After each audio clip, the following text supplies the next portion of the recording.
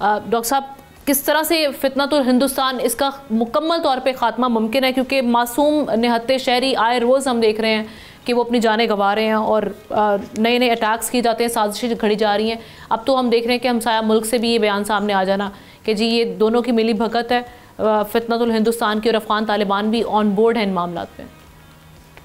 बहुत शुक्रिया। देखिए, पहली बात तो ये है कि भारत, आपको पता है कि इनकी ये प्रॉक्सी वॉर तब से शुरू है जब से अजीत डोवल साहब जो हैं, उन्होंने भारत के नेशनल सिक्योरिटी एडवाइज़र ने ये कहा था कि हमें डिफेंसिव ऑफेंस की ये पॉलिसी लेनी चाहिए और हमें थोड़ा अब पाकिस्तान के अंदर नॉन स्टेट एक्टर्स को सपोर्ट करना चाहिए, और वो इस मामले में बड़े खुले हैं। और उनका मीडिया, आपको पता है कि अभी BLA जो है वो क्लेम नहीं करती रिस्पॉन्सिबिलिटी, तो भारत के जो चंद एक मीडिया हाउसेस हैं वो पहले ही उसके ऊपर तैयारी करके बैठे होते हैं, और यहाँ से ऑपरेशन होता है, वहाँ पे इंडियन मीडिया के ऊपर चल रहा होता है। तो इस हवाले से मैं समझता हूँ कि ये जो ट्रांसनेशनल रिप्रेशन हो या प्रॉक्सीज का इस्तेमाल करना हो, ये प्राइम मिनिस्टर मोदी की जो फॉरेन पॉलिसी है ये उसका हिस्सा है पाकिस्तान के अंदर। और इसमें उन्होंने काफ़ी ज़्यादा जो भले एथनिक ग्रुप्स हों या रिलीजियस ग्रुप्स हों, सबको फंडिंग कर रहे हैं।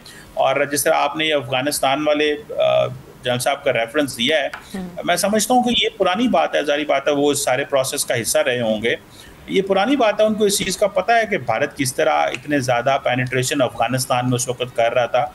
असल में मकसद तो वहाँ पे ये था कि इस पेनिट्रेशन के ज़रिए इन ग्रुप्स तक पहुंचा जाए, और अब वो बहुत हद तक कामयाब हैं। वो समझते हैं कि या तो हम पाकिस्तान पे डायरेक्ट हमले करेंगे, काइनेटिक ऑपरेशन करेंगे, और इस तरह पाकिस्तान को डिस्टेबलाइज करेंगे, पाकिस्तान की इकॉनमी को ख़राब करेंगे, पाकिस्तान की जो ग्रोथ है, जो तरक्की हो रही है उसको रोकेंगे, या फिर प्रॉक्सीज के ज़रिए जो है वो इंगेज करें, ताकि अगर बलूचिस्तान के अंदर इन्वेस्टमेंट आ रही है तो वो रोके। चाइनीज़ भाई हमारे जो वहाँ पे कारोबार करते हैं, बिज़नेस करते हैं, जिन्होंने इतनी बड़ी CPEC में इन्वेस्टमेंट की, उनको टारगेट करे ताकि उनको जो है वहाँ से भगाया जा सके।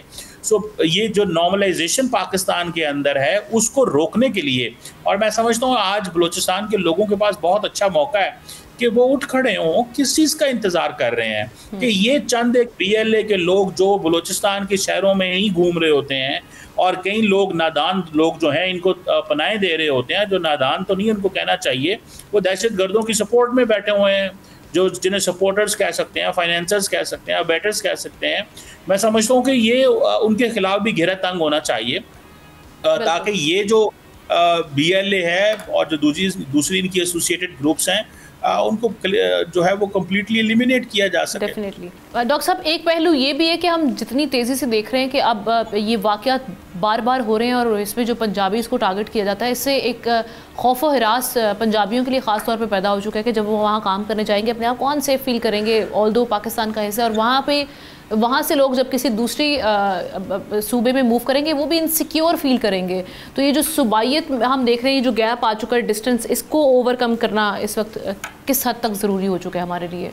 क्या इक़दाम किए जाएँ फौरी तौर पे? देखिए, बिल्कुल सही कहा, ये सूबाइयत है। ये बेसिकली वो चाहते ये हैं कि पंजाबियों को, पख्तूनों को, सिंधियों को, कश्मीरियों को, गिलगितों को वहाँ पे ना जाने दिया जाए और कहा जाए कि जनाब इसमें सिर्फ बलूचिस्तान रहेगा, ये टेरिटरी सिर्फ बलूचिस्तान के लोगों की है, और ख़ास तौर पे लोगों की नहीं, ये चंद एक दहशत गर्दों की है। लोग तो इस वक्त असम्बली में हैं वहाँ पे।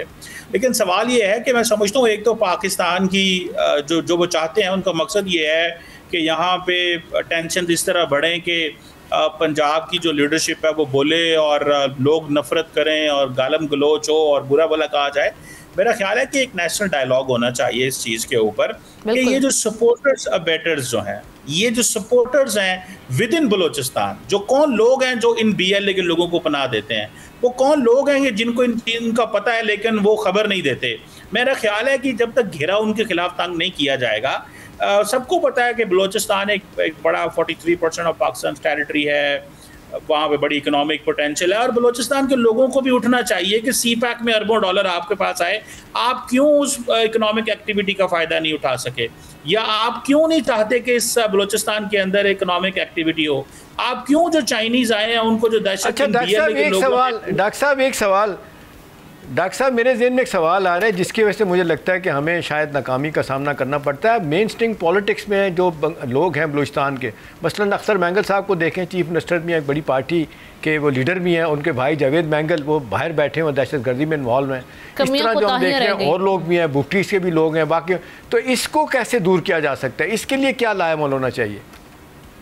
देखिए, ये पता है कि आप देखें अख्तर मैंगल साहब का मसला ये है कि उनको पता है कि हम अनपॉपुलर हो जाएंगे और बाकी ये जो मर्जिंग जो सोशल पॉलिटिकल ग्रुप्स हैं ये हो जाएंगे। तो वो क्या कर रहे हैं कि वो भी सड़क पे आ गए हैं, वो अपनी पॉलिटिकल सर्वाइवल के लिए वहाँ सड़क पे आ गए हैं, भले बलूचिस्तान का नुकसान हो जाए।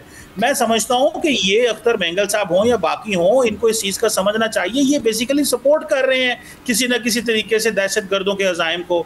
जब आप सड़कों पर निकलेंगे, जब आप डायलॉग नहीं करेंगे, बलूचिस्तान के लोग बैठ के इनके खिलाफ नहीं निकलेंगे, क्या कभी बलूचिस्तान के लोगों ने वहाँ पे सही मानों में देखा जाए पॉलिटिकल क्लास ने प्रोटेस्ट निकाला BLA के खिलाफ कि क्यों तुमने चाइनीज़ को निकाला यहाँ से, क्यों तुमने चाइनीज़ पे हमले किए हैं? क्या कभी बलूचिस्तान के पॉलिटिकल पार्टीज ने कहा है कि बाहर निकलो और देखो कि ये जो बाहर से फॉरेन इन्वेस्टमेंट है ये उसका क्या बना है? जो आपकी तरक्की और आपकी तकदीर को बेहतर करने के लिए अरबों डॉलर की इन्वेस्टमेंट की गई और तमाम नेशनल लीडरशिप यहाँ पे आई और बलूचिस्तान को बाकी पाकिस्तान से कनेक्ट किया गया, कभी इसकी अकाउंटेबिलिटी की है? यहाँ के इसी चीज़ पर छोड़ दिया कि नहीं जी वो BLA है, उनके पास बंदूकें हैं, वो मारेंगे। आपके पास भी तो 100 गनमैन होते हैं।